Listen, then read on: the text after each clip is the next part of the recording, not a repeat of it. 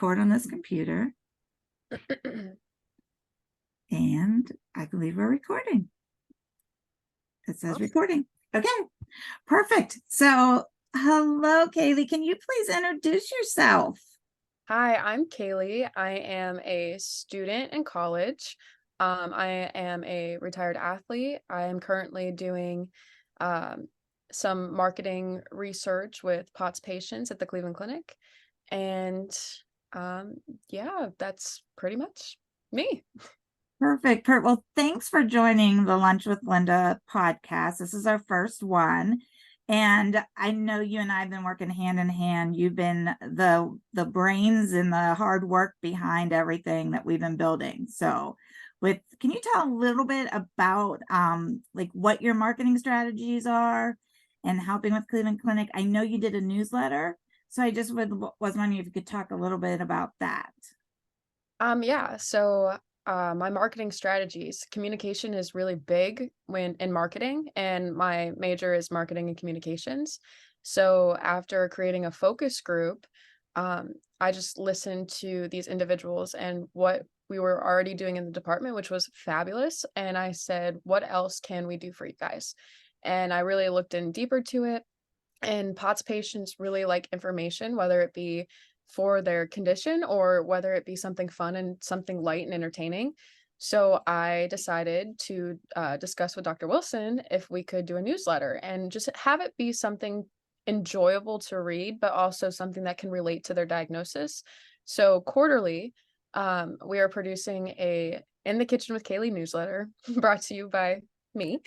And we discuss usually a star patient and their experience, which is very helpful to a lot of people because I know, including myself, having POTS, I want to know I'm not alone and that there's other people in the same shoes.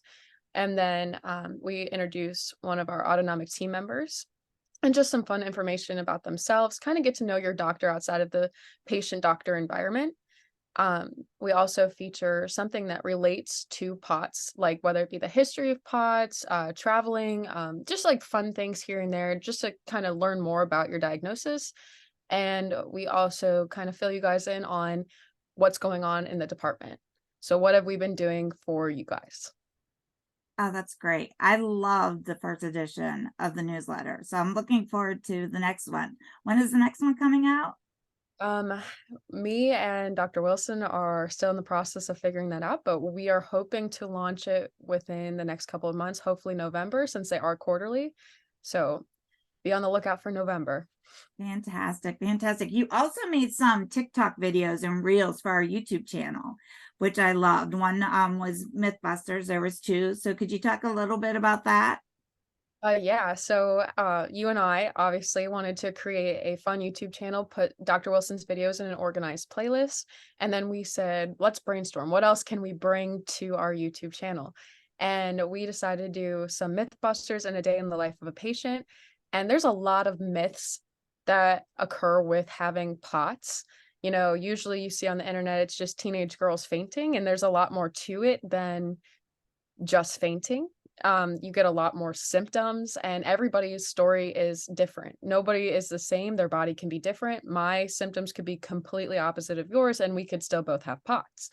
So I wanted to do something fun and really get involved with it and get into it and bust some myths. Yeah. And then the day in the life was specifically, I know it was targeted towards myself, like that's my day in the life, that's my routine, but I know a lot of other people do similar things throughout their day. So I wanted to just kind of bring comfort to everybody and see that, you know, you're not alone. I'm a young person who has POTS, and this is what I do throughout my day, and you may be doing the exact same thing regardless of your age or your gender. Right. It was a great way of showing management of your POTS on a day-to-day basis of what you need to do. So I love that. That was great. And the Mythbusters was something that it was just great to really just a nice quick video so they could watch and say, oh, I thought that was a fact. It's actually a myth. So loved it. Loved it. Hopefully we'll be bringing some more of those fun videos soon. Good. Good, good, good. So we talked a little bit about yourself, but I want you to go in a little bit more detail. You're in college now, and I know you were playing a sport, you're playing lacrosse, but you're no longer doing that. So can you just talk a little bit, because you are very active. And so I think that's another kind of, a lot of POTS patients when first diagnosed, they, will say, I don't think I can get out of bed, or I don't think I can get off this couch. But I do know you do a lot of activities during the weekends, and just kind of talk a little bit, like, how do you get through those days, those rough days, and still go to college? Yeah, so I was diagnosed officially back in April. So I went a very, very long time without knowing what was going on. So I experienced symptoms from as far as I could remember. My mom even said I started complaining when I was about 6 years old. Um, so I've always just been active and been in sports and not ever knowing what was going on. So during that time when I really did not know what was going on, if I was on the field and I would start to kind of go into a pre-syncope, feeling lightheaded, starting losing my vision and just really shaky, tremors, all of the 10 yards headache, I would sit down and I would try to get as much fluid into my body as possible. Gatorade is usually what brought me back fairly quickly. And learning now, it's because of the electrolytes and sodium. So I kind of had to teach myself how to manage my symptoms because I had nobody to tell me what even was wrong with me. And looking now, being diagnosed and having the knowledge that I have now working with the department and being a patient, um, it really is like kind of like a mentality thing for me. I don't want my condition to define who I am and what I can do. And I know that's easier said than done. So I really just try to put my mind to it and I try my best and I try to stay positive. And if I do end up feeling sick, then I rest for a while.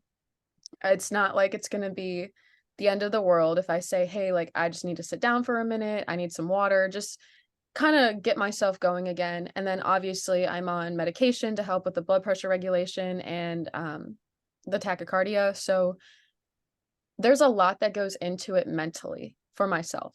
I just know that I have this whole life ahead of me and I don't want to be restricted by my condition. And there are some days where I really truly cannot get out of bed and I want to lay there all day and I just want to relax and sleep and get some fluid in me. So I do have my really, really hard days where I don't even want to go to school. And I tell my professors, hey, like I'm having a flare, like I really cannot get out of bed, really sick, throwing up, just the whole 9 yards of symptoms, all of it. So I do have my bad days, but I try to stay positive and I try to keep moving forward and I try to um, educate myself on what works for me and what doesn't work for me so that if I'm having a bad day, I don't let it define the entire day. It could be a couple hours where I just lay in bed, but then, after those couple hours, I'll get up and maybe go take a cool shower to calm down and kind of get my body regulated and heat down because I get really, really hot when I'm having a flare. And the heat just makes me lose my vision and just feel sick. So I really, like I said, try to keep positive mentally and keep going. And if I need a day off, I take the day off. That's great. I think no one understands the mental aspect of the illness. We're so used to focusing on the physical aspect of it and the symptoms, but not realizing how much self-talk we have to do on a daily basis. And even when I was playing lacrosse, I definitely did have a lot of flares during that time because yes, I was active and exercise really does help the condition, but too much can give you an exercise hangover. And I think because of my schedule and having to practice for 3 to 4 hours a day and then repeat that 7 days a week, 6 or 7 days a week, my body was tired and it was drained. And I never really did get that time to rest. Yeah, I would come home and have a few hours to sleep, but then it was just repeat the next day. So I think my body just could never keep up with it and I would get sick. And even when I would get sick, yes, I had to advocate for myself a lot. My teammates and my coaches didn't necessarily understand what was going on, and neither did I during that time, really. But yeah, like I said, I just needed to do what was best for me in that moment, and I would take my break. even if I was told no, I would do as much as I could until I possibly couldn't, and I would have to recover. And that during that time, I didn't really have the choice to just stop and stop running and, because you would be defined as lazy or not trying hard enough. But I did as much as I could and I showed the effort, and then I would take my break and I'd come back on my own time because everybody knows that if you push yourself to the limit, it's just really hard to come back from, and you need to take care of yourself and take that time to recover. That's really good information too, that's showing that if you push yourself too much, that's what could, kind of trigger that flare. And it sounds like you kind of figured that out. You weren't giving any time for your body to recharge. Right. Okay, perfect. So a little bit more about everything that you do, because you do keep really, really busy, but talk a little bit like your bad days. Like, what are your bad days as far as like your main symptom that you would say, like, gosh, if I could make this disappear, it would be wonderful, that you kind of struggle with on a daily basis? Oh, only one? That's hard to pick. Um, no, so I think the biggest thing that I struggle with is obviously fatigue, and that's different for everybody. That's really hard to put a label on. So I'm constantly just tired, and even 8 hours, 9 hours of sleep just would not even be enough. I'd wake up in the morning and just feel exhausted and feel like I was, running a marathon in my sleep or something. Um, and then the other thing that really does bother me is I get nauseous and I vomit like almost daily, almost every morning. It's just an endless cycle, and there's nothing that really helps with it. And it's not that I'm sick, it's just one of the symptoms that I have, and the headaches that come along with the nausea. So it usually starts with a headache or a migraine, and then it's right to the bathroom to go throw up. um and then the biggest thing that I always struggled with during lacrosse, especially, I haven't noticed it much anymore now that I'm not doing that 3 or 4 hours constantly daily, like on repeat, was the blacking out, losing my vision. I call it blacking out, but I would lose my vision. And that would be terrifying because I didn't have the diagnosis at the time, so I didn't know what was going on. And how do you even explain that to somebody who doesn't experience it? Like, "Oh, sorry, I can't see right now." Right, right, Uh, but yeah, that was probably the scariest thing, and that was one of the very first symptoms that I really did notice. That was when it was like a, "Mom, Dad, there's something wrong, I don't know what's going on," kind of feeling. right. But How many doctors did you have to go to get your diagnosed? Did it take a long time or? oh yeah, I got diagnosed with pretty much not everything that a POTS patient could get misdiagnosed with, but at first it was I had to see a pulmonologist for athletic induced asthma because of the um kind of like hard to breathe. So they thought it was athletic induced asthma. I've seen so many cardiologists. I started seeing them when I was a little kid because I started complaining of the chest pain and not being able to breathe. So that started off really young, right around that age 6, 7, 8. So I was in pediatric cardiology for a very long time. They said I always had a strong athletic heart and that there was nothing wrong. And I would do every test in the book. I mean, for cardiology, every test. And nobody seemed to catch it. And then I got diagnosed with anxiety, Mm, which is a very common mhm, thing for POTS patients. And now looking back, I think, is this really anxiety or is this like an adrenaline rush? And I can't come down from it because it seems like the medication doesn't even really help. So mhm. I'm thinking to myself, well, maybe this is adrenaline and not anxiety. So I saw quite a few doctors before I got to Dr. Wilson in neurology. And in fact, the reason I got to him was because of lacrosse. I had a really, really bad week and I was losing my vision a lot more. I was having flares almost every single day. So I finally said enough is enough.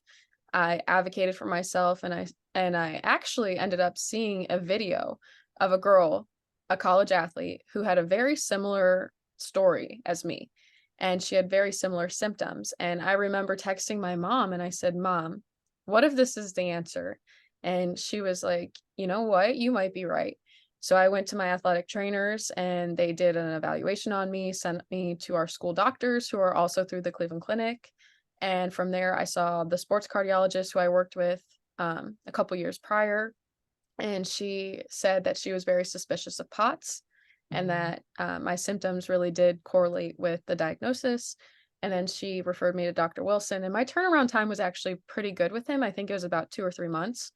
So I played after doing cardiac rehab through cardiology.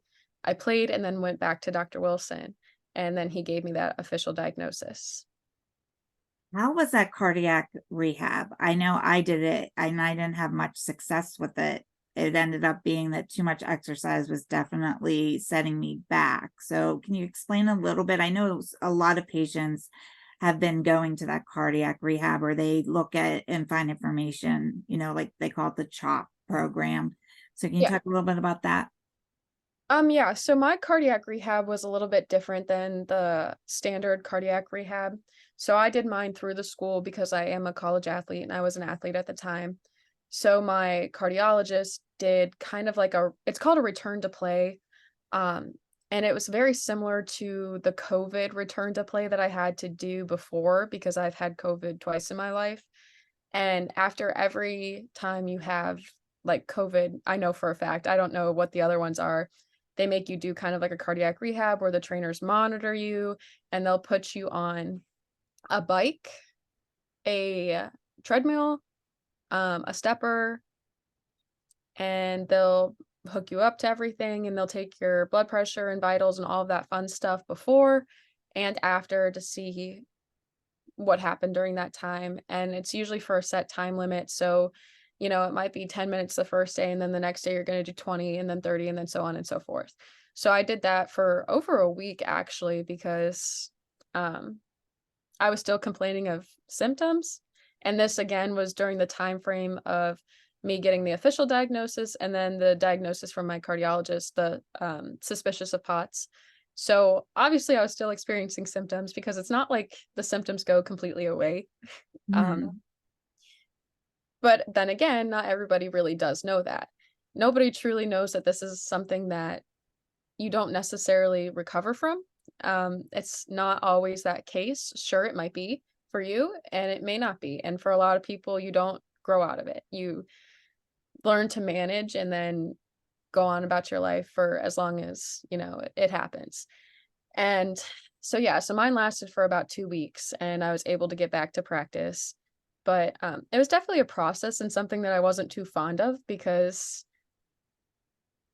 it was just a lot of not work. I'm not saying like it's a lot of work, but it was just a pain. It was just a pain to go through. And especially with somebody who has POTS and, being on the treadmill for that long and not being able to rest. And then you would have to redo it if you were to rest. It was not something I was fond of. Right, right. And you had to push through a lot, I Yeah. imagine, a lot Yeah. of pushing through. So a lot of people, and family members or friends will say, well, you weren't active enough or you weren't eating right, and it just sounds you were extremely active, you know, even with having POTS but not knowing what it is. So it sounds to me you were very active before and you just kind of continued to work through it with POTS. Yeah, and I kind of felt like I had to. And that's not the case for everybody, but because I didn't know what it was, I didn't want to be defined as somebody who was lazy and not trying hard enough, which I was put into that category so many times. And that's really why I got sick of it because nobody understood what was going on. And I'm talking specifically during lacrosse and my coaches, they didn't know. They didn't I mean, I would be telling them this and they've never had a player experiencing this before. So I do give them that. Like they truly didn't know and they I didn't. So how would they? And even if I did try to explain to them what was going on when I first got there and even when I signed my um letter of intent to participate there. I mean, I told them going into it, like, this is what happens, but you don't know what it is. And I've seen so many doctors about it. So if I need breaks here and there, like, I'm going to need my breaks. And that didn't always happen. Hmm. So I still got put into that category and I still got like seen as not trying hard enough, even though I would push myself to the absolute limit, and that's when I would experience my symptoms. So it was definitely a challenge, being on that schedule and giving myself exercise hangovers every day, but exercise truly does help the condition. My advice would be, and I know this is difficult, but do as much as you possibly can without giving yourself a hangover. So do it until you absolutely feel like you can't. Don't go hard. Don't push yourself, but keep it in your routine, whether it be just like a walk or, if it's just going shopping for a little bit, and just kind of get your body moving daily because it really does help the condition, but too much can make you sick. And I think for me, I had to learn that fine line myself, and I had to kind of train myself and my body and know myself to realize what was going on. And I know that it's easier said than done to not push yourself too hard, but as long as like you can, start low and go slow. I like saying that one. Right, Start right, low and go slow and do what you can. Like nobody's going to push you to that limit like I was. I was being pushed to that limit, but you are in control of yourself. And I had to learn that too. I had to learn to speak up for myself and say no. hmm. That's And a there are hard thing, right? Saying no. It is definitely a hard thing, and I went through my fair share of saying no and then having to go back on the line and run for it because you don't do that to a coach. You don't do that to somebody that you holds power of you and respects, but, you know, it's just hard. It's just really hard having a chronic illness and being pushed to that absolute limit, and I always tried my best. I always ran at my own pace, and I always put in the effort, but like I said, without that diagnosis, how can they even understand if I don't even understand what's going on? Right, right. And just kind of, well, I had a little bit of a brain fog moment there, which we can talk a little bit about that. But just kind of going through all that is not easy. And like you said before, the mental aspect of it all is something you just had to continue to work with. And like Yeah. you said, it's chronic. So there's no cure. It's really just management of Yeah. it. And where did you go for a lot of the information when you were first diagnosed? Did what were you doing Facebook support groups or where did you go to find that?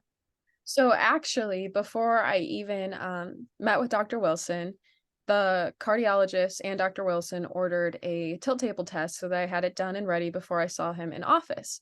And the nurses there said, "Oh yeah, like he's pretty big. Like he has these videos on YouTube, he has an Instagram." And I was like, "Oh, he does? Like that's awesome."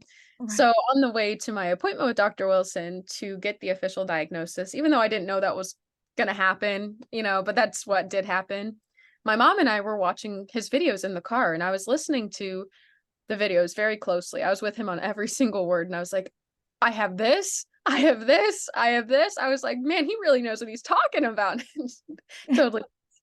But he does. He does know what he's talking He about. does know what he's talking about. And And go ahead. they were just very, very helpful, and that was something that I really did rely on at the start of my journey with this and knowing what was going on. Because I did have the knowledge of what I can and can't do because I kinda taught myself that and I realized, "Oh, I can't do this that hard," or "I need to stop here," or "Okay, I need to sit down," or "I gotta get out of the shower," like, "I'm about to lose my vision," something. So I kinda self-taught my symptoms to myself. That sounds weird, but I had to. Right.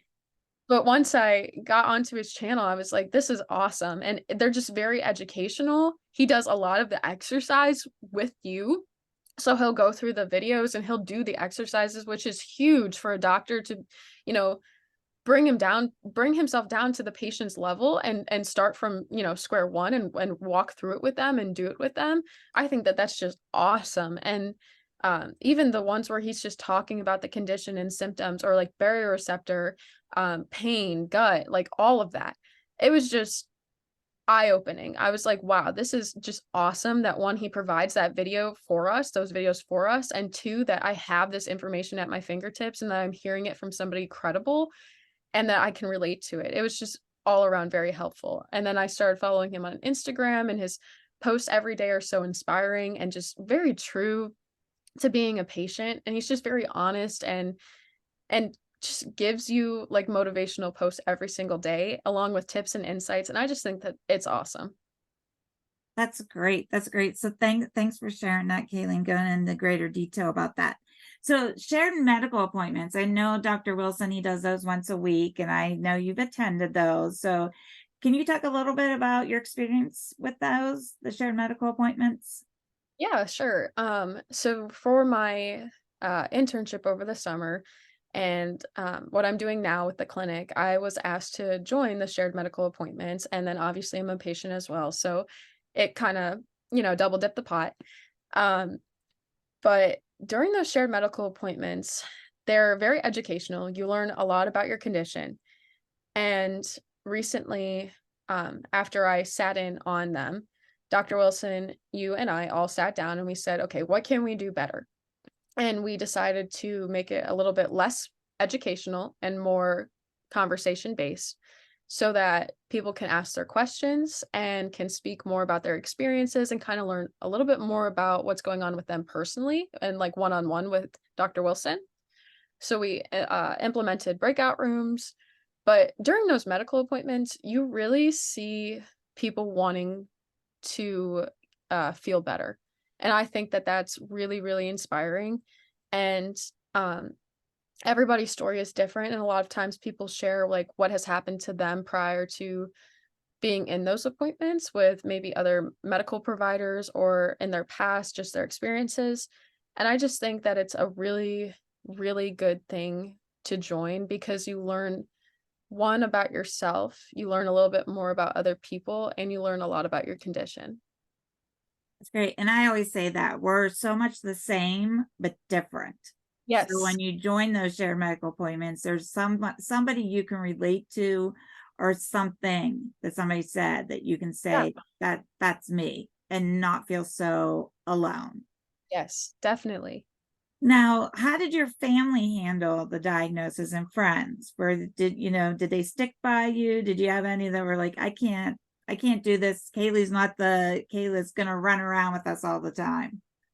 Yeah, so I know that this experience and this situation is different for a lot of people, but for me, my parents were very, very supportive.